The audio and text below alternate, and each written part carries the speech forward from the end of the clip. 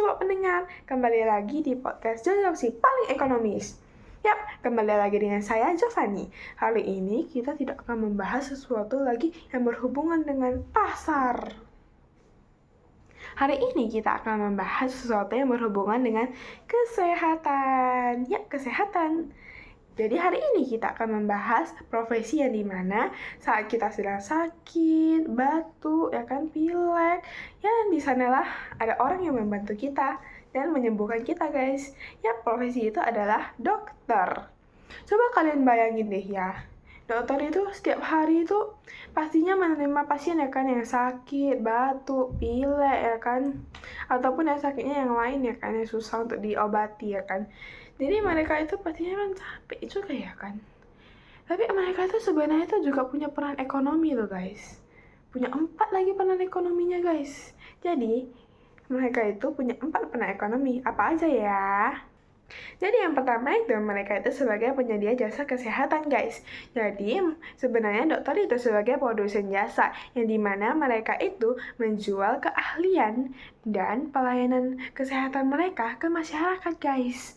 Jadi dari sanalah mereka itu mendapatkan penghasilan ataupun gaji mereka guys. Lalu yang kedua itu mereka itu juga meningkatkan produktivitas masyarakat guys. Ini ya contohnya. Kalau misalnya masyarakat itu pada sakit-sakitan, ya kan? Jadi kan ekonomi itu jadi turun drastis dong, otomatis. Ataupun melemah ya. Tapi kalau misalnya kebalikannya ya, kalau misalnya masyarakat itu jadi sehat karena adanya dokter guys. Jadi ya otomatis tuh ekonomi kan bisa berjalan seperti biasanya dan stabil. Jadi masyarakat itu bisa beraktivitas seperti biasanya, contohnya tuh belajar, bekerja seperti biasanya guys. Jadi lalu yang ketiga. Jadi yang ketiga itu sebagai penyedia lapangan kerja guys. Jadi seperti di rumah sakit, klinik, puskesmas kan yang di sana itu kerjanya bukan cuma dokter doang. Ya pastinya ada perawat, apoteker, ya kan? Sama petugas kebersihan ataupun yang lain. Jadi mereka itu juga cukup membantu ya. Kalau misalnya orang-orang yang tidak punya pekerjaan ya dapat membantu di sana. Kalau misalnya nggak bisa jadi dokter ya kan. Lalu yang keempat itu mereka itu juga sebagai konsumen dan pembayar pajak guys. Jadi ingat loh ya, dokter itu juga manusia guys. Jadi mereka itu pastinya belanja lah untuk kebutuhan mereka. Kayak beli sampo ya kan, ataupun barang-barang yang mereka sukai ya kan. Ya untuk healing gitu.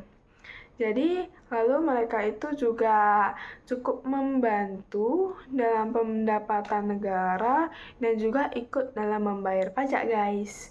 Jadi, itulah keempat peran ekonomi yang dilakukan oleh dokter, guys. Jadi, kalian jangan cuma berpikir ya kalau dokter itu cuma bekerjanya itu di bidang kesehatan. Mereka itu juga membantu loh dalam bidang ekonomi, guys. Jadi, sekian podcast saya tentang peran ekonomi dokter yang dimana memiliki 4 peran, yang dimana itu ada sebagai penyedia jasa kesehatan, sebagai penyedia lapangan kerja ya kan, dan lainnya ya guys. Jadi, ingat terus untuk menjaga kesehatan guys, dan jangan buat dokter itu jadi lembur. Jadi sekarang kalian juga sudah mengetahui kan kalau dokter itu bukan cuma bekerja di bidang kesehatan guys, tetapi dokter itu juga memiliki ataupun membantu ya di bidang lainnya seperti di bidang ekonomi guys. Sekian podcast saya, sampai jumpa guys di podcast selanjutnya.